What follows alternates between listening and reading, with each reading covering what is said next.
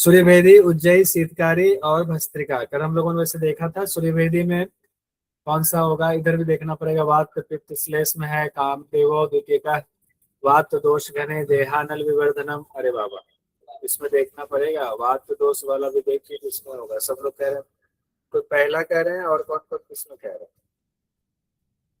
अच्छा, सब लोग पहला ही कह रहे हैं, ठीक है, सब लोग पहला ही कह रहे हैं।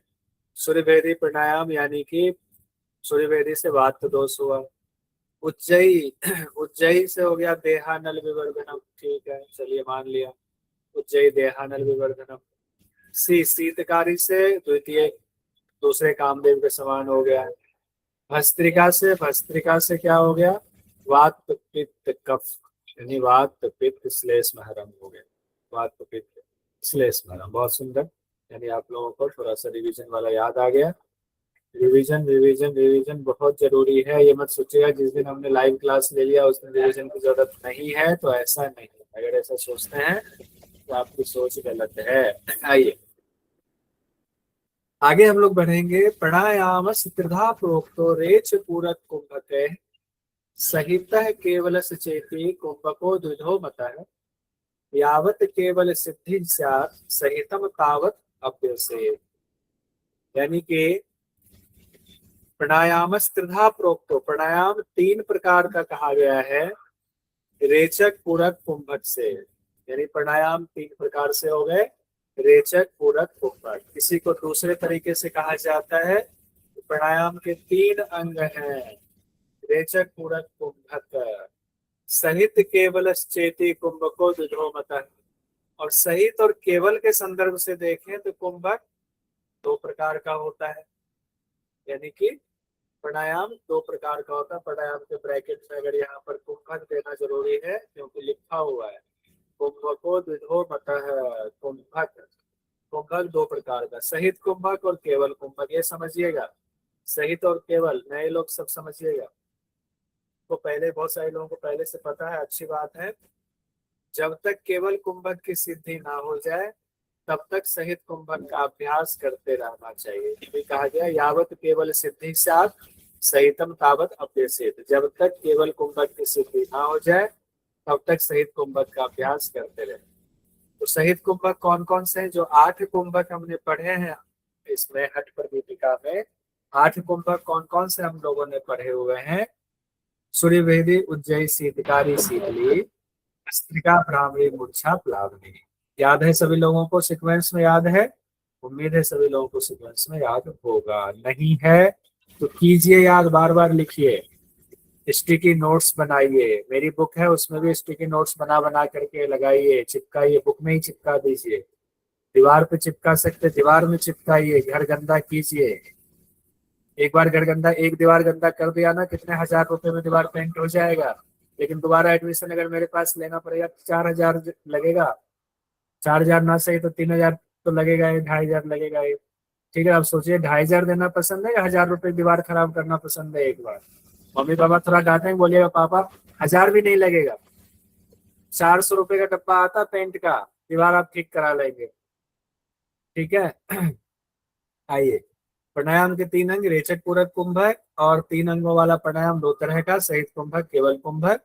जो 8 कुंभक बताए गए हैं वो सभी सहित कुंभक हैं। और सहित कुंभक करते करते करते जो स्थिति प्राप्त होती है उसको केवल कुंभक कहते हैं। उसको केवल कुंभक तो क्या है तो देख लीजिए। रेचकम पूरकम कार्य सवय सहित कुंभक रेचकम पूरकम मुक्त्वा सुखम यद वायु धारणम प्राणायामो अयम इत्य उक्तः सवय केवल कुंभक। सहित कुंभक और केवल कुंभक की चर्चा हो रही है यहाँ पर। रेचक पूरक के साथ जब तक कुंभक होता है तब उसे सहित कुंभक कहते हैं। यानी 8 कुंभक में हम श्वास ले रहे हैं, इनहेल, एक्सहेल और ब्रीदिंग रोकना, तीनों चीजें हैं। यानी पूरक रेचक चल रहा है उसमें, उसको सहित कुंभक कहते हैं। और अभ्यास करते करते करते ऐसी स्थिति पहुंच जाती है जिसमें रेचक और पूरक की जरूरत नहीं होती है। बिना रेचक बिना पूरक के वायु को जहां मर्जी वहां रोक देना, जितनी देर तक मर्जी उतनी देर तक रोक देना, यही केवल को। अब एग्जाम की दृष्टि से देखिए, 2 लाइन सिंपल, ये तो हो गया व्याख्या में। रेचक पूरक के साथ सहित कुंभक, रेचक पूरक के बिना केवल कुंभक, बस एक एक लाइन में। रेचक पूरक सहित हो गया तो सहित कुंभक हो गया, रेचक पूरक के बिना हो गया केवल कुंभक हो गया। ठीक है, ये सिंपल सा है। आइए अब यहाँ पर हम लोग आते हैं अगले मंत्र में। कुंभके केवले सिद्धे रेच पूरक वर्जिते न तस्य दुर्लभम किंचित त्रिषु लोकेषु विद्यते। अगर मान लीजिए रेचक पूरक से रहित केवल कुंभक सिद्ध हो जाए, जिसमें आपको रेचक पूरक करने की जरूरत नहीं, अब श्वास पर आपने इतना कंट्रोल कर लिया, आप कहीं भी कितना भी श्वास रोक सकते हैं। अगर ऐसी स्थिति हो गई आपकी कितनी भी देर तक कैसे भी श्वास रोक सकते हैं बिना रेचक पूरक के, तीनों लोकों में कुछ भी दुर्लभ नहीं है। यानी केवल कुंभक सिद्ध होने पर तीनों लोकों में कुछ भी दुर्लभ नहीं है। सक्तः केवल कुंभयेन यथेष्टम वायु धारणात् राजयोग पदम च अपि लभते नात्र संशयः। तीनों लोकों में कुछ दुर्लभ नहीं है, वो तो है ही। केवल कुंभक से इच्छा अनुसार वायु धारण करने में जो साधक सक्षम है उसको राजयोग पद की भी प्राप्ति हो जाती है। तीनों लोकों में कुछ भी संभव नहीं है और राजयोग पद की प्राप्ति। तो ये हो गया आपका केवल कुंभक के लाभ में, लिख लीजिए इसको, नोट कीजिएगा केवल कुंभक के लाभ में। ठीक है, अदिति जी जब वीडियो खोलकर पढ़ती हैं तो अच्छा लगता है कि हाँ चलो कम से कम मेरे नजर के सामने हो कि आप इधर उधर कुछ नहीं देख रहे हो, पढ़ाई कर रहे हो। और आपको बताऊं एक चीज अदिति जी आपके लिए, ऐसे आपने ऐसे और भी कई लोग हर बैच में होते हैं, शुरुआत में 2-3 लोग वीडियो खोलते हैं, खूब मन से पढ़ते हैं, एक एक चीज का जवाब दे देते हैं, लेकिन होता क्या है 1 महीने बाद उनके परिवार में, मन में, स्कूल कॉलेज में कोई ऐसी चीजें आ जाती हैं जो बस ये वाला सीक्वेंस टूट जाता है। ये सीक्वेंस टूटा नहीं, बस आपका रिदम टूटा और वो ट्रैक से आप उतर गए, गाड़ी डिरेल हो गई। ऐसा सयाली जी के साथ भी हुआ।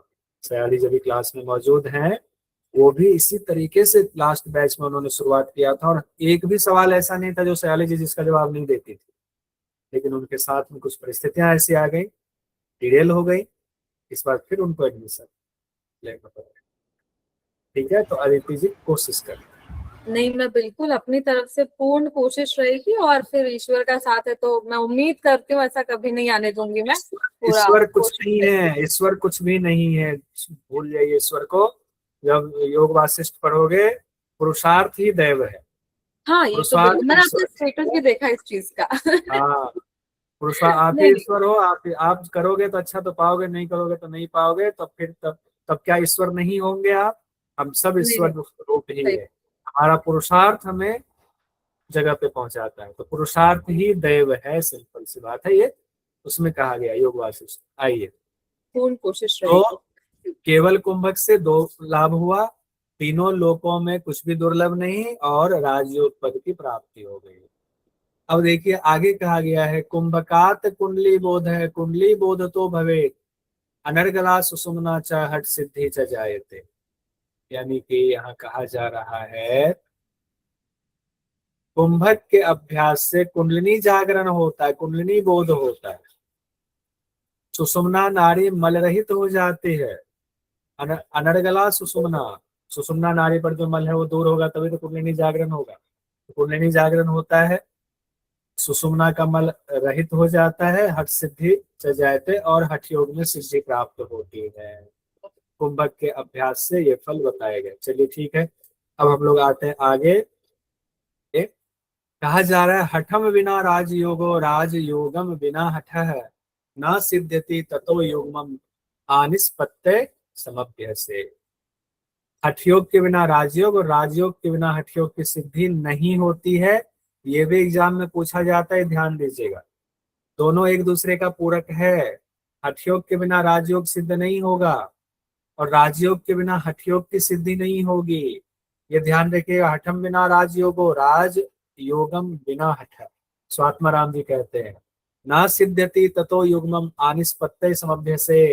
एक के बिना युग्मम मतलब दोनों का पेयर की बात है, एक के बिना दूसरे की सिद्धि नहीं होती है और एक के बिना दूसरे की सिद्धि नहीं होगी तो फिर अनिष्पत्ति समव्य से निष्पत्ति अवस्था की प्राप्ति कैसे होगी? हमें निष्पत्ति अवस्था पर जाना है निष्पत्ति अवस्था की चर्चा कहाँ आई थी, किस आसन के दौरान, बताइएगा एक बार जरा। निष्पत्ति अवस्था सिंहासन में सिद्धासन। सिद्धासन। सॉरी सिंहासन,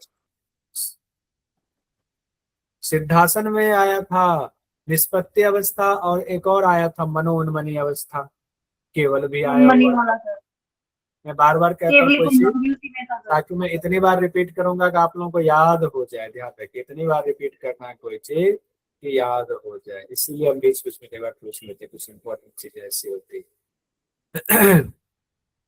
अब कहा गया राजयोग की प्राप्ति की जो चर्चा हो रही है कि कुंभक से राजयोग की प्राप्ति होगी, कैसे होती है। कुंभक प्राण रोधांते कुर्याच चित्तम निराश्रयम एवं अभ्यास योगेन राज योग पदम भजे।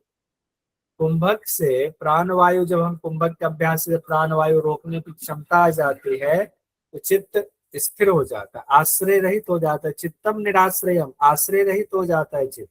यानी कि हम लोगों ने ऊपर पढ़ा हुआ था, चले वाते चलम चित्तम निश्चले निश्चलम भवेत।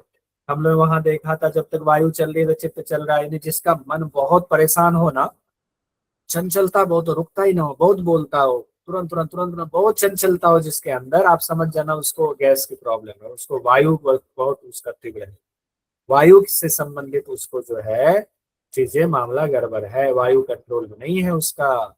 तो आश्रय रहित कर लिया जाता है चित्त को, कैसे, कुंभक के द्वारा प्राण वायु को कंट्रोल में करके। एवं अभ्यास योगेन राजयोग पदम भजे। इस प्रकार अभ्यास करते करते राजयोग पद की प्राप्ति हो जाती है। अभ्यास करते करते क्या होता है, राजयोग पद की प्राप्ति हो जाती है।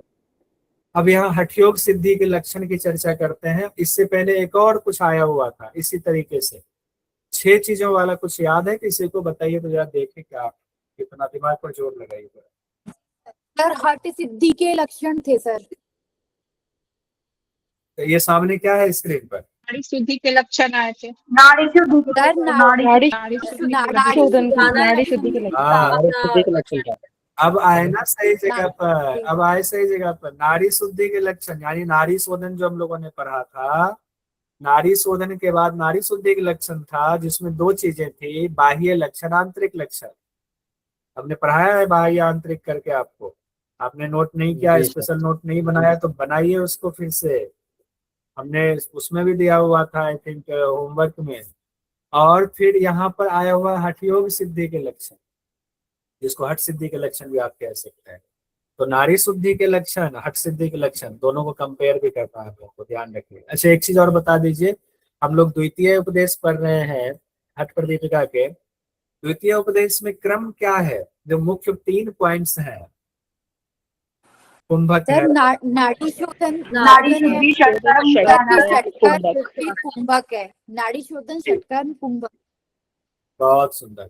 पहले नाड़ी शोधन है, फिर षटकर्म है, फिर कुंभक है। कुंभक मतलब प्राणायाम, ठीक है। आइए अब हठयोग सिद्धि के लक्षण देखते हैं। ये मंत्र बहुत इंपॉर्टेंट, इसको रट जाइए, एग्जाम में आए ना आए रट जाइए। हालांकि कई बार एग्जाम में आया हुआ है, आगे आने के चांसेस हैं, अभी पिछले कुछ सालों से नहीं पूछा गया है तो इसके आने के चांसेस हैं। बपुह कृषत्वम, पहले एक एक करके बोलते जाइएगा पीछे पीछे, माइक बंद रख के, माइक बिना खोले हुए। बपुह कृषत्वम, बपुह कृषत्वम, बपुह कृषत्वम, 3 बार 4 बार 5 बार बोल जाइए। अभी मैं 3 बार बोल रहा हूँ एक एक शब्द को। वदने प्रसन्नता, वदने प्रसन्नता, वदने प्रसन्नता, वदने प्रसन्नता, वदने प्रसन्नता, वदने प्रसन्नता। नाद स्फुटत्वम, नाद स्फुटत्वम, नाद स्फुटत्वम। नयने सुनिर्मले, नयने सुनिर्मले, नयने सुनिर्मले। आरोग्यता, आरोग्यता, आरोग्यता। बिंदु जयो, बिंदु जयो, बिंदु जयो। अग्निदीपनम, अग्निदीपनम, अग्निदीपनम। नारी विशुद्धिर, नारी विशुद्धिर, नारी विशुद्धिर। हठ सिद्धि लक्षण। अब देखिए इसको फिर से, अब याद, आप लोग पूछते ना कैसे याद करें, तो पहले एक एक शब्द को तोड़ तोड़ के 2 बार 3 बार बोलिए, फिर 2 शब्द को एक करके बोलिए, 2 शब्द जोड़ करके, फिर 3 शब्द जोड़ करके, फिर 4 शब्द, फिर पूरी लाइन हो जाएगी। अब देखिए जैसे मैं 2 करके बोलता, वपो कृषत्वम, वदने प्रसन्नता, वपुः कृशत्वं वदने प्रसन्नता, वपुः कृशत्वं वदने प्रसन्नता, नाद स्फुटत्वं नयने सुनिर्मले, नाद स्फुटत्वं नयने सुनिर्मले, नाद स्फुटत्वं नयने सुनिर्मले, आरोगता बिंदुजयो, आरोगता बिंदुजयो, अग्निदीपनम नारी विशुद्धिर, अग्निदीपनम नारी विशुद्धिर, हट सिद्धि लक्षणम। अब एक साथ अगर देखें, वपुः कृशत्वं वदने प्रसन्नता, नाद स्फुटत्वं नयने सुनिर्मले, आरोग्यता बिंदुजयो, अग्निदीपनम नारी विशुद्धिर, हठ सिद्धि लक्षणम। एक साथ भी पढ़ सकते हैं। तो ये 8 हैं। इतनी बार पढ़ जाइए कि सीक्वेंस जो है दिमाग में छप जाए। वपुः कृशत्वम, शरीर सुडौल हो जाता है। वपुः मतलब शरीर, बॉडी, स्थूल बॉडी है। कृशत्वम मतलब कुश के समान, कुश होता है ना, कुश जिससे पूजा पाठ, घास होती है, कुश बहुत तीक्ष्ण घास होती है, सुडौल खड़ा रहता है जंगल में, उसकी तरह शरीर आपका सुडौल हो जाता है जो योग का अभ्यास रोज करेंगे। अब ये भी नहीं कि रोज कर रहे हैं अभ्यास और एकदम खूब भोजन दिया, टाइट से खा लिया, तो फिर तो मोटा ही रहेंगे। यानी योग के जब सिद्धि होगी तो योग के सारे नियम को मानेंगे तब ये होगा। शरीर सुडौल हो जाता है। वपुः कृशत्वं वदने प्रसन्नता, वदने मतलब चेहरा, चेहरे पर प्रसन्नता आ जाएगी। नाद स्फुटत्वम, नाद सुनाई देने लगा आपका, उसकी नाड़ियां शुद्धि हो जाएंगी, तो नाद भी सुनाई देने लगेगा। एकदम शरीर इतना शुद्ध हो गया, अंदर का नाद सुनाई देने लगेगा। नयने सुनिर्मले, आंख निर्मल हो जाएंगे। नयने सुनिर्मले, आंखें निर्मल हो जाएंगी। आंखें निर्मल मतलब आंखें, क्रुश है एक ही बात है छाया जी, क्रिस क्रुश दोनों चीजें आती हैं, कई अलग अलग पुस्तकों में अलग अलग आ जाएगा। ठीक है। नयने सुनिर्मले, आंख निर्मल मतलब आंख इतना पवित्र हो जाएगा छोटे बच्चे की तरह कि कुछ गलत चीजें आप आंख से देखने के बारे में सोचोगे भी नहीं। आरोग्यता, आरोग्यता हो गया डिजीज लेस यानी निरोगी। बिंदु जय, रज और बीड़ी पर कंट्रोल हो जाएगा, बिंदु पर कंट्रोल हो जाएगा। अग्निदीपनम, सभी सर इसका एक निमोनिक बन रहा है सर, मैं बताऊं सर? अभी रुक जाइए, थोड़ा सा हेडरेज कर लेते। बिंदु जय, वीर्य और रज पर कंट्रोल बता दीजिएगा, अच्छी बात है। अग्निदीपनम, सभी 13 अग्नियां बैलेंस हो जाएंगी शरीर में। नारियों की शुद्धि, 72,000 नारियां शरीर में है, सारी नारियां शुद्ध हो जाएंगी। आइए बताइए, बताइए अंजलि जी बोल रही थी, कौन बोल रही?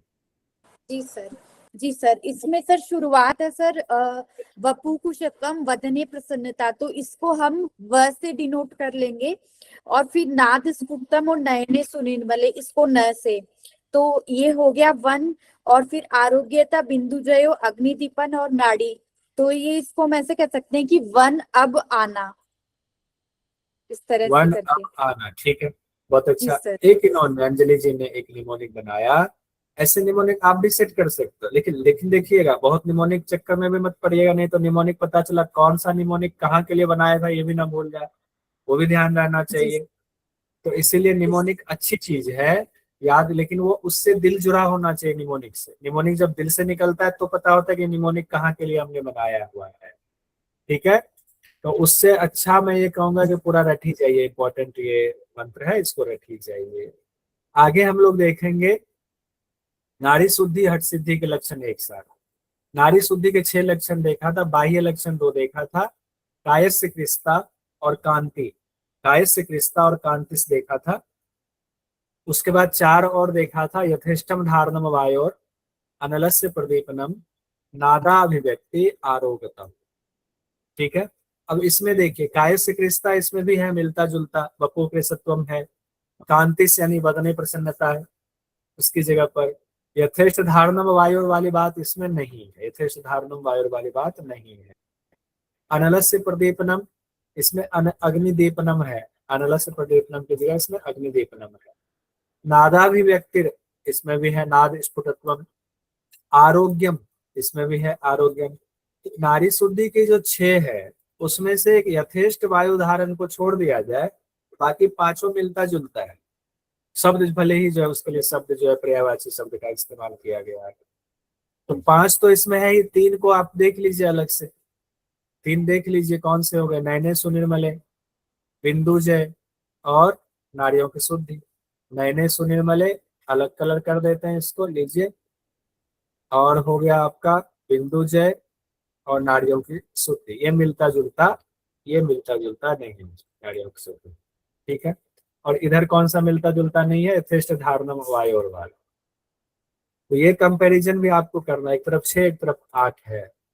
आइए अब कुछ क्वेश्चन देख करके इसको संपन्न करेंगे। दिसंबर 25 में सवाल है, हट प्रदीपिका के अनुसार अशेष दोषों को दूर करने वाली क्रिया कौन सी है? अशेष दोष।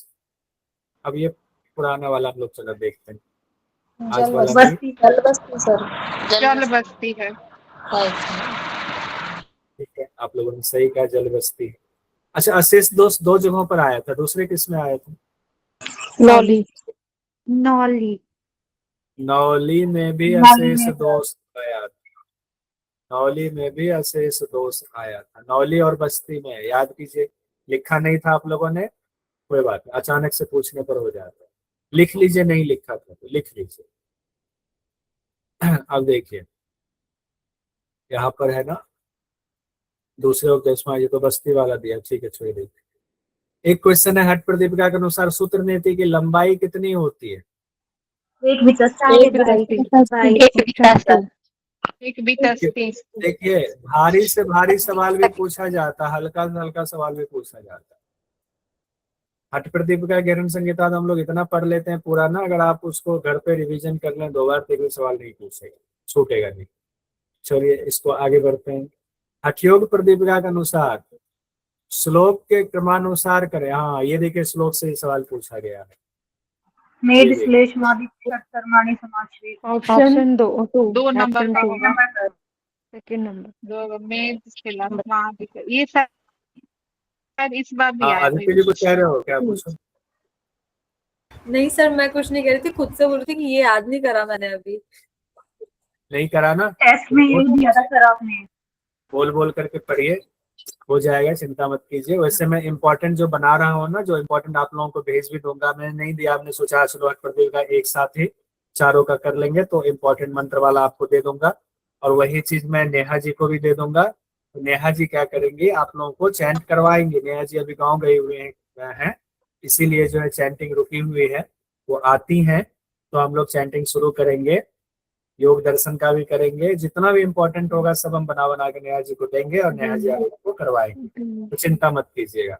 उसकी रिकॉर्डिंग भी होगी और उसको हम लोग रखेंगे अच्छे से। हठयोग प्रदीपिका के अनुसार श्लोक को, तो इसमें क्या था, मेद श्लेष में अधिकः, मेद श्लेष में अधिकः, फिर क्या होगा, अन्यस्तु पूर्व षट्कर्माणि नाचुरेतानि। अन्यस्तु मेद श्लेष में अधिकः अन्यस्तु नाचुरेतानि षट्कर्माणि समाचित होगा।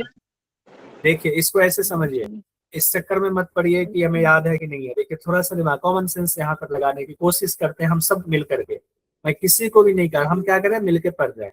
ये समय ऐसा है जिसमें हम किसी को भी बुराई नहीं करेंगे कि आपको क्यों नहीं याद है।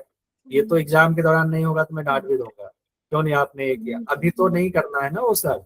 मेद श्लेष में अधिक, अगर मेद यानी कि मोटापा और कफ दोष ज्यादा होगा तो क्या होगा, षटकर्म करेंगे कि नहीं करेंगे, करेंगे कि नहीं करेंगे, करेंगे कि नहीं करेंगे, हाँ करेंगे। करेंगे के लिए षटकर्माणि समाचरित होगा। षटकर्माणि समाचरित उसी के लिए तो होगा। षटकर्माणि समाचरित का मतलब करना है, तो मेद श्लेष में अधिक है तो षटकर्माणि समाचरित होगा उसके ठीक बाद। ठीक है, बात समझ में आ गई। उसके बाद क्या है, अन्यस्तु नाचरेत तानि, अन्यस्तु नाचरेत तानि दोषा, हाँ ये आएगा ना। उसके बाद कौन सा आएगा,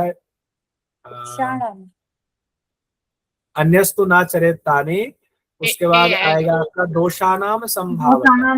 दोषानाम को नहीं करने की जरूरत है, कब, जब आपके दोष जो है वो संभाव में हो।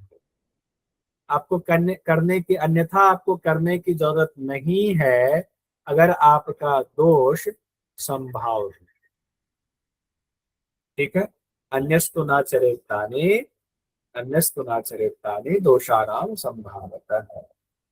ठीक है, तो कॉमन सेंस लगाएंगे तो थोड़े समय भी कई बार निकल जाता है, कई बार कॉमन सेंस लगा के भी नहीं निकलता है, लेकिन एक बार कोशिश जरूर करनी चाहिए। ये हम एक बार लगा के देख लें, ठीक है। आइए मंत्र देखिए, यही है, मेद श्लेष अधिका है, पूर्वम सत्कर्माणि समाचरेत अन्यस्तु नाचरेत तानि दोषानाम संभाव। एक क्वेश्चन है, हठ प्रदीपिका के अनुसार हठ सिद्धि के कौन से लक्षण हैं? हठ सिद्धि के कौन से लक्षण हैं? नेत्र निर्मल होना हठ सिद्धि के लक्षण पूछा जा रहा है, ध्यान दीजिएगा, नारी शुद्धि के नहीं, हठ सिद्धि के। नेत्र निर्मल, शरीर का पतला, मुख पर प्रसन्नता, स्मरण शक्ति बढ़ना। अब नीचे देख रहे हैं कि पहला, हम तीन दूसरा, तीन लिया हुआ है तीसरा। सब। अच्छा पक्का? फर्स्ट फर्स्ट एंड सेकंड अच्छा ये बताइए कौन सा नहीं होगा इसमें से? स्मरण शक्ति बढ़ना। स्मरण शक्ति बढ़ना शक्ति बढ़ाना। स्मरण शक्ति का नहीं होगा, ठीक है। पहला दूसरा तीसरा होगा, पहला दूसरा। चलिए ये होगा पहला।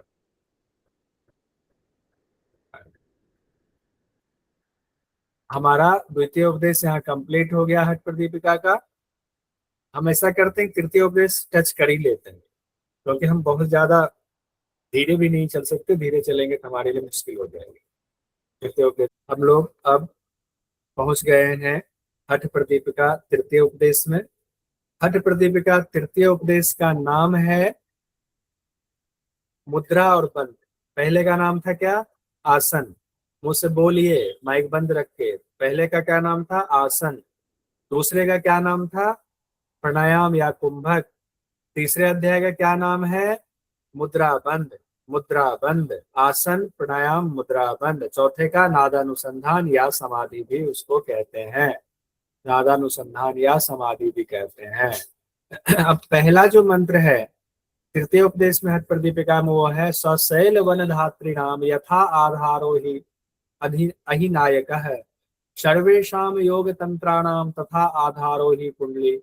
यहाँ से भी क्वेश्चन हो सकता है पूछ दे एग्जामिनर के लिए, तो कुछ भी बड़ी बात नहीं है, लेकिन बहुत आसान है, देख लीजिए।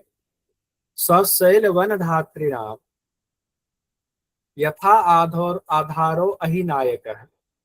जिस तरह सांपों के स्वामी शेषनाग के लिए कहा गया है, ये एक अतिशयोक्ति वाली बातें बस समझाने के लिए कही गई है। उन्होंने शैल यानी पर्वत को, वन को धारण किया हुआ है, पूरी धात्री नाम यथा आधारो, पूरी धरती को। जिस तरह से शेषनाग ने अपने सिर पर, ऐसा कहा जाता है, उसके आध्यात्मिक महत्व है, वो अलग बात है, कि उन्होंने पूरे पर्वत वन सहित पूरी धरती को अपने ऊपर रखा हुआ है और आधार के रूप में वो हैं। उसी तरीके से सर्वेशम योग तंत्रानाम तथा आधारो ही कुंडलिनी, उसी तरह कुंडलिनी ने संपूर्ण योग तंत्रों को अपने ऊपर ले रखा है।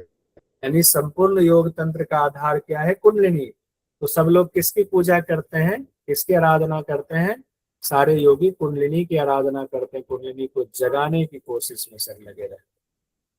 तो संपूर्ण योग तंत्रों का आधार क्या है? क्वेश्चन बन गया, संपूर्ण योग तंत्रों का आधार क्या है? कुंडलिनी। संपूर्ण योग तंत्रों का आधार कुंडलिनी। बस आगे बढ़ेंगे हम यहाँ से। अब इसमें शेषनाग पर नहीं जाएंगे, वो है, ये है, वो है, क्यों कहा गया है, उस पर व्याख्या में आएंगे तो अलग बात है। फिर यहाँ पर चर्चा हो रही है सुप्ता गुरु प्रसादेन यदा जागरती कुंडली तदा सर्वाणी पद्मानी भिद्यन्ते ग्रंथो अपीच। गुरु के प्रसाद, कुंडलिनी की बात आई हुई है, तो कह रहे हैं सुप्ता गुरु प्रसादेन यदा जागरती कुंडली, गुरु के प्रसाद से सोई हुई कुंडलिनी जाग जाती है। गुरु के प्रसाद यानी गुरु के आशीर्वाद से सोई हुई कुंडलिनी जाग जाती है। तदा सर्वाणी पद्मानी भिद्यन्ते ग्रंथो अपीच। जब कुंडलिनी जागती है तो क्या होता है वो बताया जा रहा है। सभी पद्म यानी चक्र, पद्म से यहाँ तात्पर्य चक्र है, उसका भेदन होता है, ग्रंथियों का भेदन होता है। सभी चक्र और ग्रंथियों का भेदन हो जाता है, किससे? कुंडलिनी के जागरण से। और कुंडलिनी जागरण कैसे होती है? गुरु के प्रसाद से। तो आपको सारा ज्ञान हो जाता है। प्राणस्य शून्य पदवी तदा राज प्रथायते तदा चित्त निरालंबम तदा कालस्य वंचनम। अब ये भी इम्पोर्टेंट है, इसको देख लीजिए। प्राणस्य शून्य पदवी तदा राजपथायते तदा चित्तम निरालंबम तदा कालस्य वंचनम।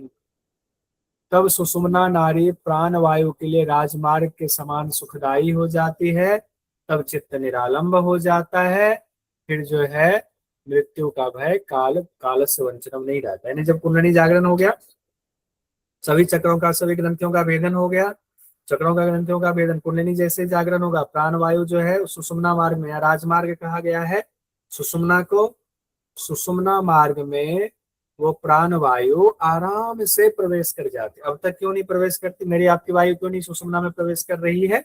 क्योंकि हमारी आपकी कुंडलिनी सोई हुई है, हमारी कुंडलिनी आपकी कुंडलिनी सोई हुई। हमें तो हमारी सोई हुई आपका पता नहीं, हो सकता आपने जगा लिया, जिनकी जग गई होगी वो कहेंगे अरे आपकी सोई है तो हमारी क्यों कह रहे हो, हम तो जागी हुई। तो मेरी सोई हुई तो मेरी कुंडलिनी, इसलिए प्राण उसमें प्रवाहित नहीं हो रहा है। और अगर जाग जाए तो क्या होगा, सुषुम्ना में प्राण प्रवाहित हो जाएगा और चित्त निरालंब हो जाएगा। चित्त निरालंब मतलब, निरालंब मतलब क्या होता है, चित्त में कोई आलंबन नहीं रहा, यानी चित्त अब किसी विषय पर जा ही नहीं रहा है, कुछ नहीं, हम चित्त आनंद में, किसी विषय पर नहीं जा रहा, उसको कोई भोग विलास की नहीं है, दिमाग में दिन भर चलता रहता है। कल हमने जो है स्मार्ट बोर्ड का वो किया, क्यों नहीं ठीक से हो पाया, कहाँ पे कैमरा में दिक्कत रही, कैमरा की सेटिंग कैसे होगी कि अच्छे से क्लियर दिखे, कैसे करना है, ये क्या था, आलंबन हो रहा था, दिन भर मेरा चित्त आलंबन करता रहा। समझिए, ऐसे हमारे आपके साथ सबके साथ होता है। जब सुषुम्ना में प्राण प्रवाहित होता है ना कुंडलिनी जागरण के बाद, तो चित्त किसी विषय के बारे में नहीं सोचता है, उसी अवस्था को निरालंब कहा गया है। और जब चित्त निरालंब हो जाता है तो काल का भय नहीं रहता है, फिर भूत वर्तमान भविष्य तीनों कालों को आप जीत लेते हैं, फिर काल से वंचनम, मृत्यु का भय भी दूर हो जाता है। अब यहाँ पर सुषुम्ना नारी के 7 नाम बताए गए हैं। आइए, उस सुषुम्ना नारी में तो प्राण को प्रवाहित करना है, तो महर्षि स्वात्मा राम जी कहते हैं चलो सुषुम्ना के नाम जान लो।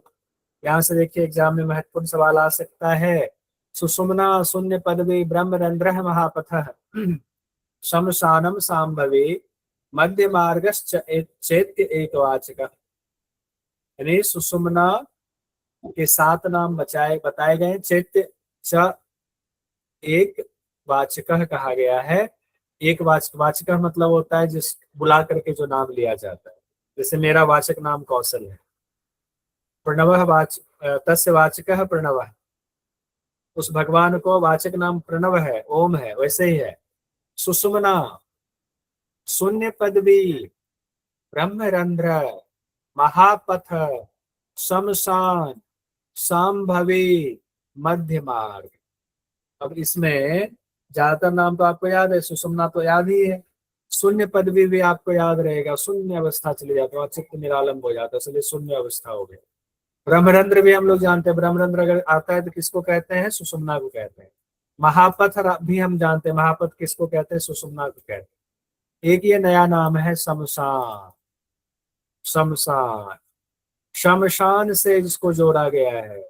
एक भी ये भी नाम जो है थोड़ा अलग सा है, सांभवी, सांभवी भी सुषुम्ना का एक नाम, सांभवी एक मुद्रा भी है और सांभवी सुषुम्ना का एक नाम भी। मध्य मार्ग भी कॉमन नाम है। तो ये 2 नाम जो है स्पेशल कहीं पूछा जा सकता है, उसे 7 याद कर लीजिए, 7 लिख लीजिए, लेकिन शमशान और सांभवी को हाईलाइट कीजिए। शमशान सांभवी अंडरलाइन या हाईलाइट कीजिए, ये सुषुम्ना के नाम है, शमशान और सांभवी। ठीक है, अगला मंत्र कहा गया है, तस्मात् सर्व प्रयत्नेन प्रबोधयितुम ईश्वरीं ब्रह्म द्वार मुखे सुप्ताम मुद्राभ्याम समाचरे। सुषुम्ना के मुख पर सोई हुई कुंडलिनी को जगाने के लिए पूरे प्रयास के साथ मुद्राभ्याम समाचरित, समाचरित मतलब मुद्राओं का अभ्यास करना चाहिए। अब यहाँ से साबित होता है कि कुंडलिनी कहाँ सोई हुई है, तो ब्रह्म द्वार के मुखे सुप्ता, ब्रह्म द्वार के मुख पर सोई हुई है। कौन सोई हुई है, ईश्वरी। यहाँ एक और नाम दे दिया गया ईश्वरी, उस 7 में ईश्वरीम नहीं है, लेकिन अलग से ईश्वरीम नाम दिया। ईश्वरीम शब्द भी सुषुम्ना, उसके कुंडलिनी के लिए, माफी चाहूंगा, ये तो सुषुम्ना का है, माफी चाहूंगा। ये ईश्वरीम शब्द कुंडलिनी के लिए आया हुआ, ईश्वरीम शब्द किसके लिए आया, कुंडलिनी के लिए आया हुआ है।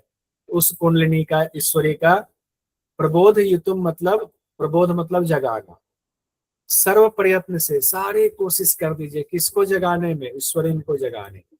वो कहाँ सोई हुई है, ब्रह्म द्वार के मुख पर सोई है। ब्रह्म द्वार मतलब सुषुम्ना। कैसे जगाएंगे, मुद्रा के अभ्यास से जगाना। सारी चीजें तो एक में बता ही दिया गया है, सारी बातें स्वात्मा राम जी ने यहाँ बता दिया है। स्वात्मा राम जी कौन है, अथ प्रदीपिका के लेखक है। अब 10 मुद्रा की चर्चा आती है। तो 10 मुद्रा कौन से हैं, जिस मुद्रा से उस ईश्वरीम को यानी कुंडलिनी देवी को जगाना है। तो ये भी सीक्वेंस में याद करना पड़ेगा। 10 ही है, याद हो जाएगा। मैं इतनी बार बोलूंगा इसको पूरे 6 महीने में कि ये भी सीक्वेंस याद हो जाएगा। 10 आराम से याद हो जाएगा। 25 मुद्रा घेरन संगीता वो भी याद करा दूंगा, लेकिन याद तब कराऊंगा जब आप याद करना चाहोगे। अब देखो, महामुद्रा महाबंधो महावेदश्च खेचरी उद्यानम मूल बंधश्च बंधो चालंधराभिद करणी विपरीताख्या वज्रोली शक्ति चालनम। अब एक एक करके पढ़िए, इसको 3 पढ़िए तो आसान है। ये सब तो पहले आपने सुना हुआ है तो इसमें दिक्कत नहीं होगी। महामुद्रा महाबंधो महावेदश्च खेचरी, बोल जाइए पीछे पीछे। महामुद्रा महाबंधो महावेदश्च खेचरी,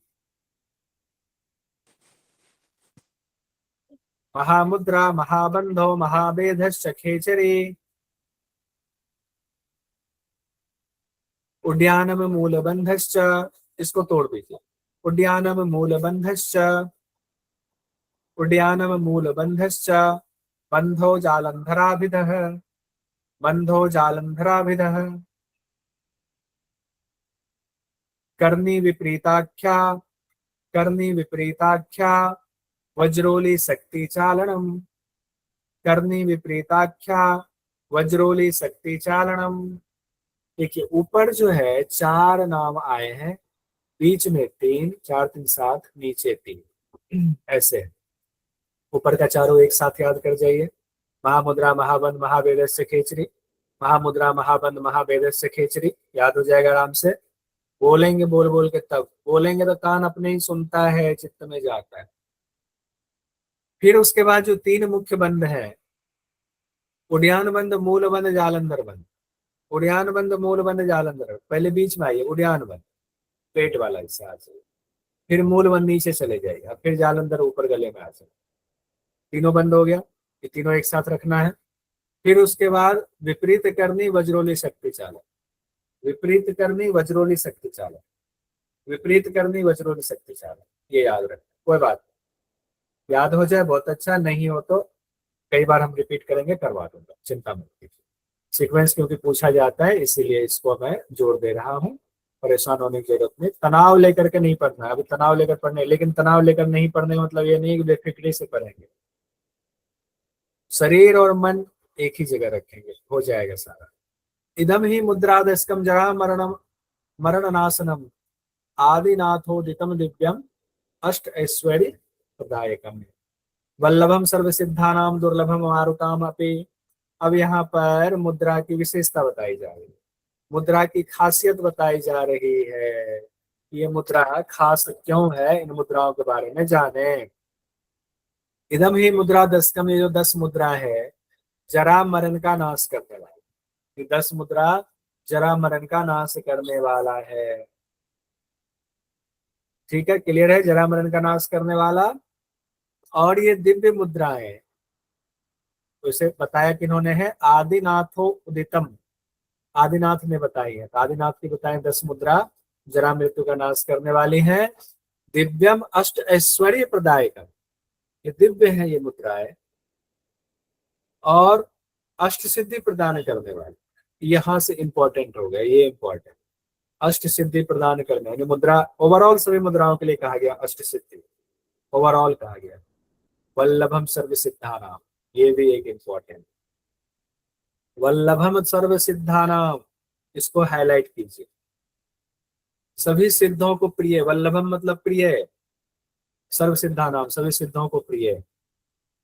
दुर्लभम मारुताम अपि, देवताओं को दुर्लभ, देवता को फुर्सत कहाँ है, वो तो नाचने गाने वहां अपना जो भोग करके, यहाँ जो पुण्य करके गए हैं तो अपना स्वर्ग में जो है उस पुण्य का भोग भोग रहे हैं, तो देवता लोग उसी में मस्त हैं अपना।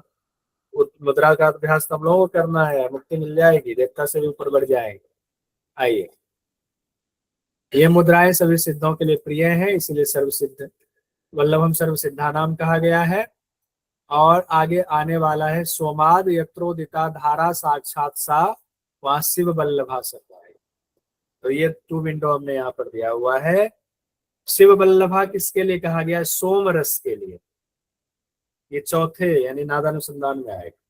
सोम रस भगवान शिव को प्रिय है, मुद्राएं सिद्धों को प्रिय, ये कहा गया है। ठीक है, आइए इसको छोड़ते हैं, इस पर आते हैं। अगले मंत्र पर हम लोग आते हैं। गोपनीयम प्रयत्नेन यथा रत्न करंडकम कस्यचिन नैव वक्तव्यम कुल स्त्री सूरतम यथा। यानी कि मुद्राओं को, ओवरऑल मुद्रा की अभी बात हो रही है, गोपनीय रखना चाहिए प्रयत्न पूर्वक। जैसे रत्न की पिटारी को आप रखते हैं, रत्न की पिटारी की तरह गुप्त एकदम छिपा के रखना है। कस्यचिन नैव वक्तव्यम, कभी भी गलती से भी इसके बारे में भाषण देने की जरूरत नहीं है, किसी को प्रवचन देने की जरूरत नहीं है, इसका व्याख्यान देने की जरूरत नहीं है। उसी तरह से जैसे हम अपने कुल की सुंदर स्त्रियों का बखान करते हैं कहीं पर कि हमारी पत्नी इतनी सुंदर है, हमारी बहू इतनी सुंदर है, ये है वो है, महिलाएं करती हैं तो वो अलग संदर्भ में करती हैं। महिलाएं करती हैं दूसरे मतलब 4 सास मिल जाएंगे तो अपने अपने बहू की जो है तारीफ भी करती हैं शुरुआत में, बाद में तो बुराई भी करती हैं, वो भी चलता है। तो लेकिन यहाँ पर ध्यान दीजिए, कस्यचिन नैव वक्तव्यम कुल स्त्री सूरतम यथा, किसी के सामने वक्तव्य नहीं करना है। उसी तरीके जैसे आप अपने कुल के स्त्री के सूरत की चर्चा यूं ही सार्वजनिक तौर पर कहीं नहीं करते हैं, उसी तरीके से सार्वजनिक तौर पर नहीं करना। अब रत्न करंडकम वाले में एक त्राटक में भी कहा गया था, कौन सा शब्द था, उसको 2 विंडो बनाइएगा। चलिए यहाँ 3 विंडो बनाया हुआ है, देखिए। गोप्यम यथा हाट पेटकम, त्राटक के लिए कहा गया है हाट पेटकम। मुद्रा के लिए अभी आया रत्न करंडकम नैव वक्तव्यम कुल स्त्री सूरतम। सांभवी के लिए आया हुआ एकैव सांभवी मुद्रा गुप्ता कुलवधूरिव, एकैव सांभवी मुद्रा गुप्ता कुलवधूरिव। सांभवी में आएगा, अभी आया नहीं है, आएगा, वहां भी कुलवधू की बात आएगी। ये आपको ध्यान देना पड़ेगा, कहाँ कुलवधू है, कहाँ कुल स्त्री है, कहाँ हाट पेटक है, कहाँ रत्न करंडक है, दिमाग में बिठाना पड़ेगा, इस एंगल से पढ़ना ही पड़ेगा। उसके बाद एक एक मुद्रा की चर्चा है, मेरे विचार से आज यही रहने देते हैं। कल हम लोग सभी 10 मुद्रा देख लेंगे। आज कौन सा दिन है? मंगलवार, बुध बृहस्पति शुक्रवार शनिवार। उम्मीद है 4 दिन में अगर हमारे मुद्रा चैप्टर कंप्लीट हो गया तो बहुत अच्छा रहेगा। रिवीजन क्लास में हम 2 चैप्टर एक साथ रिवीजन कर लेंगे स्पेशल सेशन में, तो ठीक रहेगा। ठीक है, चलिए इसको यहीं रहने देते हैं। कि नहीं कोई सवाल है तो पूछ लीजिए। सर आपने अभी जो इम्पोर्टेंट वाला बताया था वो क्या है? हाँ, मैंने ये कहा था प्रवीण जी कि कुछ इम्पोर्टेंट मंत्र, जैसे स्पेशल सेशन, आपने स्पेशल सेशन में थे आप संडे को? संडे को? जी जी जी सर, संडे को था। उसमें हमने ना प्रथम उपदेश हट प्रदीपिका के जो इम्पोर्टेंट मंत्र हैं उसका एक सेट तैयार किया था। वैसे ही हम बाकी का भी कर लेंगे और एक साथ पीडीएफ आपको भेज देंगे सभी लोगों को। ये जो है इम्पोर्टेंट मंत्र है, तो उसको 2 बार 4 बार आप रिपीट कर जाइएगा, ध्यान से देख लीजिएगा, यानी तो प्रिंट निकाल करके चिपका लीजिएगा दीवार पर, तो वो आपके ध्यान में रहे, उससे संबंधित सवाल पूछा जा सकता है अलग से। बाकी तो आप करिएगा, वो मैंने कहा। ठीक है, ओके सर। ठीक, आइए अब जो है सर और अभी जो संडे को टेस्ट हुआ था योग दर्शन वाला, उसका मेल नहीं आया। मेल आ गया, भेज दिया मैंने मेल। उस दिन चेक किया सर, तब तो नहीं आया था, अब आ गया तो मैं चेक करूंगा। उस दिन चेक किया? किस दिन? आपका सिर्फ मैसेज आया था, उसके बाद ही मैंने भेज दिया था। एक बार और चेक करके बताना। ठीक है सर। ठीक है, हाँ ज्योति जी बताइए। सर ये आपने लास्ट में अभी कंपैरिजन बताया, इसमें हार्ट पेट कम का क्या मीनिंग बताया आपने? चलिए हार्ट पेट कम सब लोग बताइए। अच्छा, हार्ट पेट कम का मीनिंग क्या होता है? हाँ जी सर। नहीं, कोई मत बताइएगा, बिल्कुल मत बताइएगा। ज्योति जी आपने वीडियो भी नहीं देखा, आपने नोट्स भी नहीं देखा, ये आपकी गलती है। बताइए।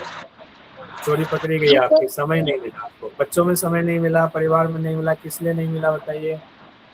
अब आप बताइए, आप मेरे 10 सवाल का जवाब दीजिए। आपने 1 सवाल पूछा, मैं 10 सवाल पूछा।